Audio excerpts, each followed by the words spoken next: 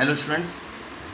Now then in the next video we will take the another topic, that is the Bhudan, Gramdan and land forms. First of all, I will tell you one story about the Bhudan and Gramdan. Okay. Now Mahatma Gandhi जो थे बेटा, उन्होंने विनोबा भावे जो इस भूदान के थे, उनको as a spiritual higher के नाम से की उपाधि दी थी। विनोबा भावे ने जो बहुत ही बड़े सत्याग्रही रहे उस समय, महात्मा गांधी के साथ उन्होंने पार्ट लिया। उन्होंने महात्मा गांधी के कंसेप्ट को आगे बढ़ाया ग्राम स्वराज के नाम से। उसके बाद बेटा इन्होंने विनोबा भावे ने महात्मा गांधी के साथ पदयात्रा की ताकि उनके मैसेज को स्प्रेड कर सके पूरे भारत में। Once he was delivering a lecture at Pochampally in Andhra Pradesh. Pochampally एक जगह है आंध्र प्रदेश में। जब वो वहाँ पर लेक्चर दे रहे थे तो वहाँ पर कुछ गरीब लैंडलेस जो विलेजर्स थे, उन्होंने डिमांड किया कि हमको कुछ लैंड मिल जाती ताकि जिसकी वजह से हमारी आर्थिक ज़िंदगी सुधर जाए। तो विनोबा भावे ने उनसे कहा कि आपकी प्रॉब्लम है, उसको मैंने सुन ली है और इसके लिए मैं कोऑपरेटिव फार्मिंग के द्वारा गवर्नमेंट को असिस्ट करूंगा। तो उस समय वहाँ पर श्री रामचंद्र रेड्डी जो थे, वो पहले व्यक्ति थे जिन्होंने 80 एकड़ लैंड डिस्ट्रीब्यूट किया 80 लैंडलेस विलेजेस को। And then this mission was known as a Bhoodan. तब इसका नाम भूदान पड़ा। तो बेटा मैंने यहाँ पर कुछ पॉइंट्स लिखे हैं। Land reform was the main focus of the first 5 year plan. Vinoba Bhave started the Bhudan to encourage big landlords to donate a part of their land to the landless farmers. Many people came out in support of Vinoba Bhave and donated land. Small plot hampers proper farm management. To improve the condition, the government brought certain measures for land reforms. In some states, land was redistributed so that all of the land owned by a farmer could come on a single plot. यहाँ बेटा इस line को मैं एक बार समझा दूँ, जो यहाँ पर लास्ट वर्ड जो आपको समझ में नहीं आ रहा होगा, could come on a single plot। इसका मतलब क्या होता है? आपको मालूम है कि पहले पट्टा तो होता नहीं था, लेखा पट्टा का मतलब लेखा जोखा तो होता नहीं था। तो किसी के पास 5 बीघा ज़मीन यहाँ है, 2 बीघा कहीं और हो गई, 3 बीघा कहीं और हो गई, 4 बीघा कहीं और हो गई, तो टुकड़ों में लैंड था, तो उनको प्रॉब्लम होती थी। तो इसको करने के लिए गवर्नमेंट ने नया वर्ड जो निकाला था वो था चकबंदी। क्या नाम था उसका? चकबंदी। ताकि उनको एक जगह पर अपनी लैंड मिल जाए। जो टुकड़ों में जो लैंड 4 जगह या 5 जगह या 3 जगह या 2 जगह जो बटी है, वो एक ही जगह पर कंसोलिडेट होकर के मिल जाए, तब उनको फ़ायदा हो सकता है, ठीक है ना।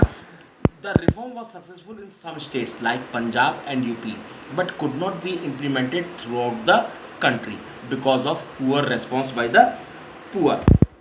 अब बेटा इसमें एक चीज़ जो मैं आपको बताना चाहूँगा, that जो विनोबा भावे थे, he travelled and introduced his idea widely all over India. Some जमींदार offered to distribute some village among the landless. This was known as ग्रामदान। कुछ लोगों ने गाँव को ही, विलेज को ही दान में दे दिया, उसको हमने यहाँ पर नाम लिखा ग्रामदान। क्या नाम दिया? ग्रामदान। Some landowners choose to provide some part of their land to the poor farmers due to the fear of the Land Ceiling Act. अच्छा बेटा, अब ये सारी बातें हो गई, हमने ये सारी बातें कर ली। अब इसमें जो लास्ट जो आपकी बुक में लाइन लिखी है, that this Bhudan Gramdan movement initiated by Vinoba Bhave is also known as bloodless revolution। याद रखना, bloodless revolution। 1 मार्क्स के क्वेश्चन में आएगा, define the term bloodless revolution।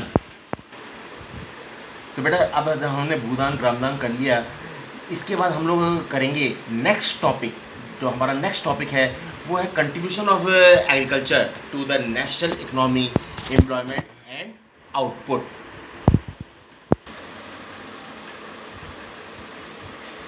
इसमें बेटा हमने कुछ पॉइंट्स बनाए हैं, पहले मैं पॉइंट्स पढ़ देता हूँ, उसके बाद आप देखना। सबसे पहला पॉइंट मैंने लिखा है, in 2010-11 about 52% of land workforce was employed by the farm sector. 2010 से 11 का डाटा है। जिसमें 52% जो टोटल जो वर्कफोर्स था वो एम्प्लॉयड था फार्म सेक्टर में। दूसरा पॉइंट मैंने इसमें बनाया है, the share of agriculture in GDP is declining.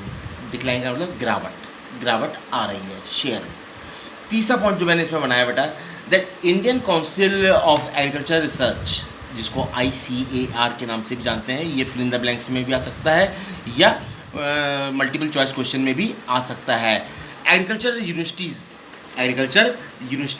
Veterinary services and animal breeding centres, horticulture development, research and development in the field of meteorology and weather forecast etc. are a few initiatives introduced by the government to improve Indian agriculture.